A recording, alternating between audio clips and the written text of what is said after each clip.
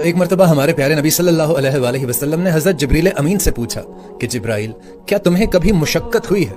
تو جبریل امین عرض کرنے لگے کہ اے اللہ کے رسول، مجھے 4 مرتبہ مشقت کے ساتھ، بڑی تیز رفتاری کے ساتھ آسمان سے زمین پر آنا پڑا۔ یا رسول اللہ، پہلی مرتبہ تب جب حضرت ابراہیم علیہ السلام کو کافر آگ میں ڈال رہے تھے تو میں اللہ تعالیٰ کے حکم سے تیز رفتاری کے ساتھ آسمان سے زمین پر پہنچا اور حضرت ابراہیم علیہ السلام کو جنت کا لباس پہنایا۔ اور دوسری مرتبہ یا رسول اللہ، جب حضرت یوسف علیہ السلام کو ان کے بھائیوں نے کنویں میں پھینک دیا تو میں اللہ تعالیٰ کے حکم سے بڑی تیز رفتاری کے ساتھ حضرت یوسف علیہ السلام کو کنویں کی تہہ میں پہنچنے سے پہلے